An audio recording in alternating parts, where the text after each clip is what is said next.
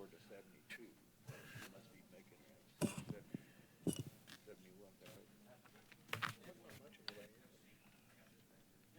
$12,000.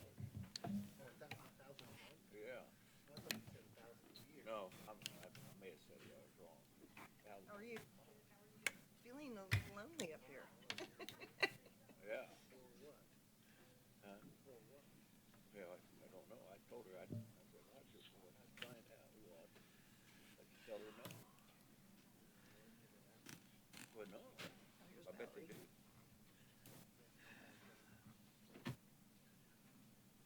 Oh, well. They're slowly filtering in. Well, is it 6? No. One minute. Is that Valerie Pierman? Valerie Pierman. Well, thank goodness. Hello, here I am. Long day at work. You can join us. Yeah, I know. I was rushing to get out of my job. I had 5 minutes to eat dinner, which I did. I brought a dessert for you. I brought Goody Better cake. Oh, I cannot have the gooey butter. But I'm sorry I can't, because it sounds delicious. Where's Mr. What's his name here? Where's Mr. Smith and Mr. DeLong? Oh, we're missing two. Only girls allowed over here on this side. They're probably plotting a coup somewhere. Hey, Mr. Mayor, Plotting a coup. hopefully they're not plotting a coup against you. Oh, Yeah, you two are the men who are missing. I thought you were leading the coup, Zach. No coup. not to me. You're like, Fine, bring right where I'm at. it on. I love my mayor. Easy. Get his water, I guess. Okay, let's call this meeting to order. Notice of an open work session of the City Council of the City of North Kansas City, Missouri, December 17th, 2019. Mr. Eric. Thank you, sir. Tonight, the YMCA is here to talk to you about two things that they've been working on, both of which would require at some point some formal approval by the City Council. Not tonight, but they would like to talk to you about where they are, what's going on, get some kind of an indication, some kind of feedback tonight on these two items. So with that, I'll turn it over to the current Executive Director of the North Kansas City Y, Tina Weaver. Good evening, everybody. Thank you so much for having us back. Really a pleasure to have time and space with you all, and always grateful for that.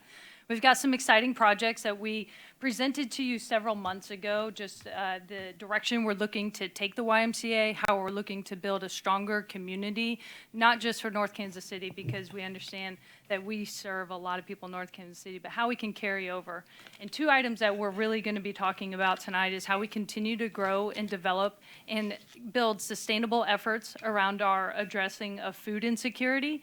And then the second measure that we're going to talk about is the technology that we can offer our youth and getting them career ready for their next steps. I've got a couple of team members here with me in partnership. We're going to talk about, to begin with, is our greenhouse effort, and the Northland CAPS program is with us today. They were an integral part in developing some CAD drawings and things of that nature for you all to get a visual of what that looks like. I've got Tino right here and Evan and a couple of his team members behind us, but really wanted to share that space with you all today. So the first piece we're going to talk about here, as you all can see, as we began our Addressing Food Insecurity program, it really has taken a lot of steam and energy into developing to quite an impact for our community.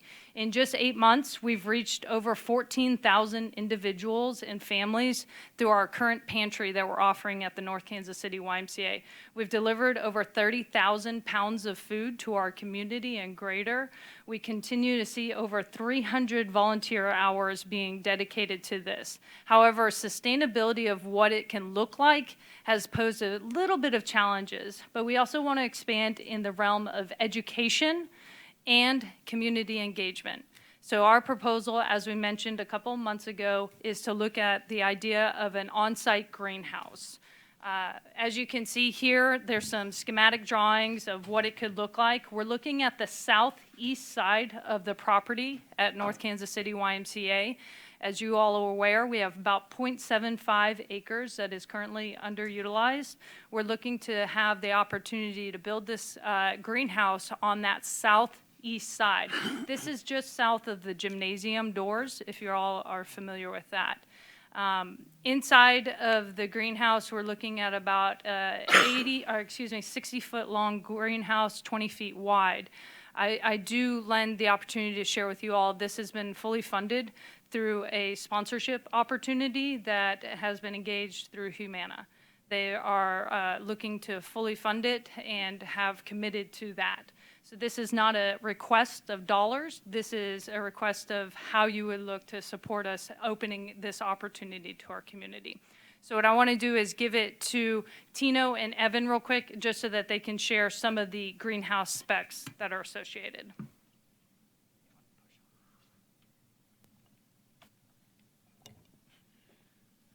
So in this greenhouse right here, basically we have a total of, there's our community garden. So we were asked to build a community garden for the community to grab their food, and it's an easy way to access it, and it is allowed for families that need it and want it. And the beds are 12 feet long and 3 feet wide, so it can contain multiple plants and allowing a lot of food to be grown. And around it is the walking track made out of mulch, and it also goes around the greenhouse and back behind that tree, right there. And we have those cherry trees inside of the track, which provides a lot of cherries, so 2 would probably be enough. And also around the outside of the track are apple trees, and there's also multiple benches provided for seating. And also inside the greenhouse there are benches for learning purposes, so if kids want to come in and learn more about the greenhouse and how it works, that's also there for you. And there's also a counter in the corner, as you can see right there, for storage, and there's cabinets under that. And we plan to also add more plant beds inside of the greenhouse for more planting and more food. And we're going to put in more inside that middle section right there. And that's about it. So what you all see here is basically that bird's eye view of what this could look like, again, off of the southeast end of the property of the YMCA. The biggest challenge that we have right now in serving our community is the sustainability of having constant product. The product, as soon as it enters our shelves to give out to the community, it's gone within hours. We see this day in and day out because of the need is so great. So we want to diversify our streams of product coming to our shelves by growing. So we're looking at the opportunity of creating almost an urban farm. And within the urban farm, this isn't just starting as far as how we can create a feeder to our pantry. It's to create community engagement. How can we continue to address social isolation by creating programs through this, educating our youth around how they understand how food comes to their table, not necessarily through the product that they buy from the store. We would look at doing some programming that would be associated with our summer camp programming, where we're having 80 kids every week. We can have a great opportunity to educate them with this opportunity here. Again, I want to reiterate, Humana has come to the table with looking at fully funding this in a sponsorship component. Now we want to look at how the response from you all and what concerns and questions you may have around this. We are still working on some more schematic drawings for you all in development, but this is the first generation of that to share with you all. So in looking at the aerial here, so this is a kind of a community garden and a greenhouse both put together on that kind of portion of the property on the southeast corner? That's correct. So the greenhouse would be secured. There would be formal programming that would be had out of it, but it wouldn't be a come and go type of thing. This is where we're trying to have 9 months of growing out of the year, so it would be secured. The community garden component would be open to the community. We've heard and we've been told and we've been shared with, we need to have a community garden here in North Kansas City where there would be opportunities for individuals to have their own growing. That would be those resources there. Sure, and you can, like you said, have different programs associated with it, and you're very good with the programs you have, so. Okay. Yeah, just got a couple of questions, maybe staff, I don't know. I like this concept quite a bit, but will it infringe on the property line that we would have said we would let the new proposed builders use? No, it would not. And what about the, you may not even know it's there, a hard surface for the fire department underneath the dirt? Well, you're right. No, that, may I interject? Please. We've been working with community development, specifically David Harris, because like you said, there's kind of a hidden row, and that is for fire access to the back of the building. Yeah. So that's something that Tina and her team and David Harris have been working on to make sure that whatever the plans are, they don't infringe on that. Yeah, for those of you who may not be aware, sort of underneath the surface, just below, there is some sort of pavers, pervious pavers, that would allow for fire access in that event. So, yeah, Kim, who's been working with Y on this a bit more than I have, indicates that we are fully aware of that and working to make sure that the design doesn't interfere with that. Yeah, I figured there was a way not to interrupt it. Of course, if the fire department didn't want it, I would guess that's up to, it's in code, so. Okay, thank you. It's a great idea. Thank you. We appreciate it. I'm also a huge fan of this concept. There's been a lot of the NKC Now events where people have asked for this for years, and it's great to see somebody get behind it.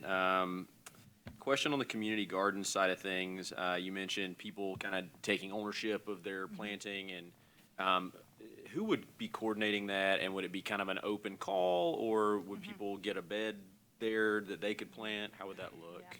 So I would say yes, and to your questions. We're working with Cultivate KC to also a partnership opportunity where we would have an immigrant farmer to help maintain the grounds and the space of the greenhouse in particular. So when it comes to the community garden piece, we'd almost look at it in the scope and scale of what common is. You pay $100 for the year, and that's your plot for the year to that regard. We'd have to make sure we have some security measures in place as far as like fencing and things of that nature, but we are working with other partners that would include Home Depot, who has come to the table with some in-kind support. We did a community, on that note, we did a community garden north of 32nd on some property years and years ago. Our neighborhood did, Northgate Village, and it had that concept where you had a certain plot of land and you'd pay a certain amount or whatever, and then all the neighbors would pitch in and did it. It didn't last long because we had two problems. One was that we had just theft, because if you own a community patch, it's yours, and so if other people take your food, it's not really a true community garden. So the food would all be gone. The second was deer. Now, up there is different than down where you are in that it's right there by the woods. That was a huge problem. We have less of them now, of course, because we built out our neighborhood, unfortunately, in some ways, because I used to like watching them. But anyway, so those were our two issues that we had north of 32nd. Yeah, and securing the space is going to be important, but we also recognize that we get a lot of calls. How is the farmers market coming? How are we able to see these things? And we see this as a next phase in possibly reintroducing that in a potential phase 3. The pantry is phase 1. Now, in having more access to these opportunities is phase 2, and how can we provide to our community? And we see this full concept, but security will be a measure that we'll have to look into, continue to look into. Tom? I love that concept of the fruit trees. How are they going to be pollinated? Where's your beehives at? Yeah, so that's a great question. So these will be somewhat matured trees that we've gone in partnership with. Who is the fruit tree partnership? Giving Grove. So we're looking at that. We did have a concept of maybe some bees and butterflies and things of that nature, but we want to make sure that we have a safe area as well, and that requires a lot of management. So we see that the fruit trees between the apples and the cherries have a higher success rate, and it wouldn't necessarily need us to have like a beehive action going on in the space. Great idea. I think it's going to work out well. I'm going to be a supporter of this. Couple questions: what other organizations are you working with on this? Because like the Master Gardeners is, I know at one point I think looking for some greenhouse space. I heard, so I didn't know if. Yeah, so Stuppy Greenhouses is our primary partner as far as the development of the greenhouse. So he's coming in at cost of materials and supplies. That's how we're able to get this, and then in-kinding the labor part of it. So we're able to really get this at a direct cost, right? Yeah. Other partners, as I mentioned, Cultivate KC, Northland Caps, and then another partner that was brought to my attention most recently that we're beginning to have is UMKC, what that can look like, the extension. So what that can look like as well. There's no limitation on partnerships with this opportunity here. We just want to see how we can get it off the ground. Humana is a major supporter of this right now as far as funding, so critical component to seeing this roll out. And I'm sorry if that's a repeat question because I came in late there. What else? And maybe this is already answered too. What else is going to be required from the city on this? Is like a rezoning, or is there? You know, I'm not entirely sure yet, but it would require to come to council for some kind of formal approval. I don't know if we need an agreement, or I don't think a rezoning, but yeah, I couldn't Okay, tell yeah, you I at the just wasn't moment, sure. but we'll figure that out, and you know, at some point when they're a little bit further along, because of course, you know, the property is ours, and they're talking about changing the footprint, so we would put something before you that would solidify the city's formal support. All right, thank you. I just have two quick things before we move on to the tech center project. One is I love the cycle track or whatever you call it, you know, with the mulch, because it's great to have an outdoor track, and we do have some in the city, but this will be awesome. And two, I think this is a great idea, and we have a lot more food insecurity in the Northland than we think we do. You guys have obviously tapped into that and understand that based on the programs you had. And the pantry is stocked with like very healthy, you know, options for people. So I'm very appreciative of what you've done so far, and also kind of this opportunity to take it to the next level. So thank you. Thank you. We appreciate it. I have noticed one thing. I've seen these community gardens start up. And, you know, people, when the spring comes and it starts warming up, they want to get out there and dig around the dirt. And, you know, everybody wants to do that. But as the summer comes on and stuff starts growing and the weeds start growing, and some of the allure of this goes away. And, you know, I've seen a lot of these gardens later in the summertime, they say, oh, to heck with it. I'm done with this, you know. So I'm glad to see that you've got some younger people that are fired up about this, and so maybe it might work. So good luck. Good luck. Well, we appreciate that. And engaging our younger generation is a critical piece to this. We see that the need is there. We're actually looking to have 2 interns with the Northland CAPS program this spring. Given that this goes to vote and you all feel supportive of it, that would help see this project come to fruition. And through the summer months, we would have invested time into this as well. We understand that it gets real hot outside. That's why we have camp. We have camp there. Yeah, kids' summer Kids camp, need yeah. kids need to have those educational opportunities, and put them outside for an hour out of the day, early hours, and let them understand how food comes to the table. This is a critical piece to education that unfortunately a generation that is younger these days is not getting that opportunity. So urban farming is something that's growing in popularity. Especially with the infrastructure of high rises and things of that nature. North Kansas City is poised with this. We have 0.75 acres on our property. Let's utilize it.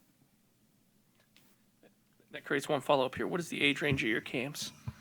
I got Yeah. a 5-year-old, so he'll be willing to work soon. Yeah. We are a non-supporter of child labor, I can tell you that much. We do not support that.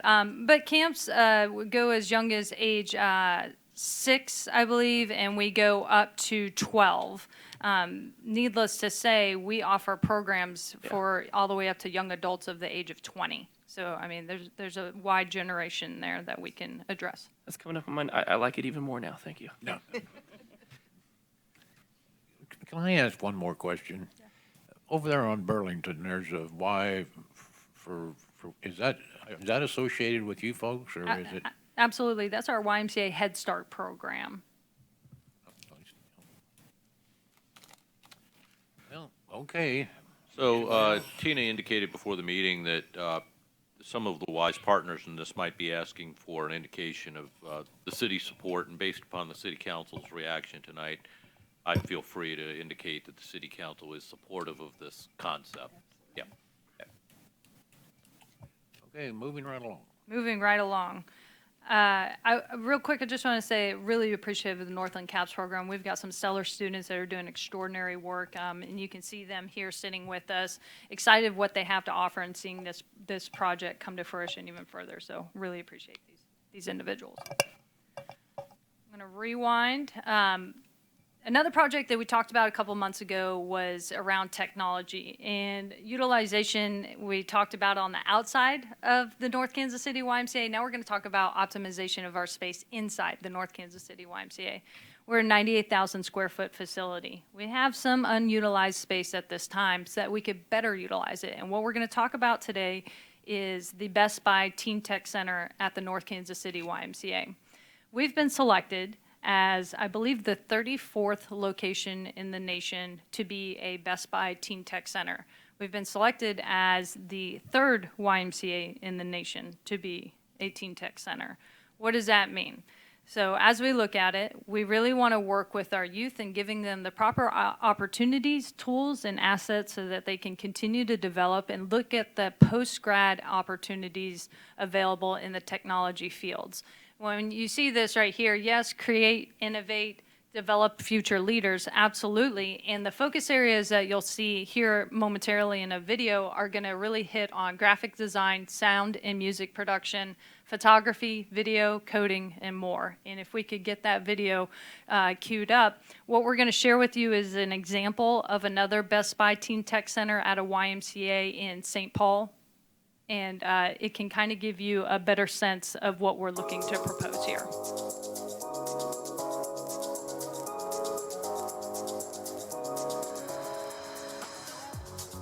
This is the YMCA Best Buy Teen Tech Center, also in collaboration with the Clubhouse Network. We are a drop-in center for young people ages 13 to 19. The whole idea is for young people to be working, developing STEAM projects. So science, technology, engineering, art, and math. It's based on their interests, based on what they want to do, and built around technology. Everybody knows I do music, and so they was just like, man, there's a studio open. Why don't you go check it out? And then I came, I loved it, I stayed. People are really interested in the studio. That's sort of a gateway thing for us. It had like a different effect. And then also it's like, oh, you guys have a 3D printer? We have people that are using the computers or trying to utilize different software, work with 3D printers, maybe take the drone out for a spin. So over the river now, it allows me to not only do what I'm interested in, but find out other interests. Over here, there's Roombas. There's like the vacuum cleaner robots. I can hook them up to a computer and program them myself, so I got it to follow my joystick control. I feel like this is a place where you can kind of express yourself through stuff that maybe you don't realize that you're good at, and you can actually look towards making a career out of it. We know that by 2020, 80% of all jobs will require tech skills. And the YMCA Best Buy Teen Tech Center is committed to preparing young people in our communities for these tech-related jobs. And right alongside of that is just a place for young people to be creative and feel safe and have community. It's a place where you can freely express yourself and focus on your creative endeavors. It helps me cope with my emotions. It's like if you've ever had to vent to somebody, I feel like I can vent to the paper. I love that they treat you like family when you come in here. It's like a really good space for a lot of people. I think it's like giving them somewhere to go. We provide meals during the summer too. The employees are willing to help, and everything here is the highest end tech that I've seen so far. So if I have access to that, it's really encourages me to learn. We know that of the young people that are engaged in our Teen Tech Center, that 92% of them plan on continuing their education beyond high school. The YMCA Best Buy Teen Tech Center is supporting the dreams and aspirations of our future generations.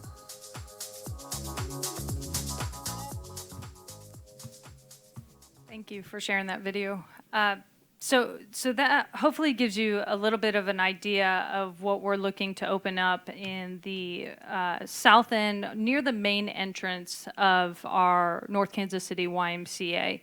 When we think about it right now, we have a dedicated space that occupies roughly about 3,800 square feet. And what we're looking to do is commit 1,300 square feet of that. And as you enter the North Kansas City YMCA, to the immediate left, the room that's to your immediate left. In working with Best Buy, we've been selected for this with a $250,000 grant. The $250,000 grant supplies staffing, it supplies technology, it supplies any equipment construction costs up to $50,000 with a match on that. And one of the ideas that I wanted to share with you all is while they were still in the, I guess you can call it the schematic proposal phase of what the space would look like, and as soon as we get that, we'll share that with Eric so that he can share forward. We do have the potential of moving one wall within that space, the initial space entering the YMCA. We're, again, not here to look for funding resources, but rather support. I've engaged Sean Torres. He's with Arkema Inc. here in North Kansas City, also sits on the North Kansas City Community Mission Board at the YMCA. And Sean has been supportive in this project and wanted him to speak on behalf of it as well. Yeah, we're Arkema over here at the Cook Paint site that was there for 100 years. Arkema is very, it's one of their core values is to have STEM interest available to everybody. So this really hits home for what we want to do. So our interests really overlap, or we're really interested in helping as well. And like Tina said, there's matching funds involved, and we're very confident we can have those funds privately funded through local corporations as well as Arkema. And so we want to be part of that. So we fully support as well. And again, thinking about our youth in this community, branches much further than just North Kansas City High School or any of our middle schools or elementary schools here. This would be a community offering, so you would not have to be a member of the YMCA. This would be a service to all community members, really focusing on our youth and getting them prepared for job readiness.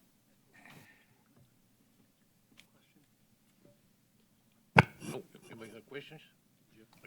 Have you worked with the high school any with this? Do you know what they're offering technology-wise right now? Yes, we've worked heavily with the high school, Tammy Henderson, and within that, they even wrote us a letter of recommendation as we applied for this grant. We see this as an extension of what the high school is currently offering, but going a little bit even further beyond what the high school offers.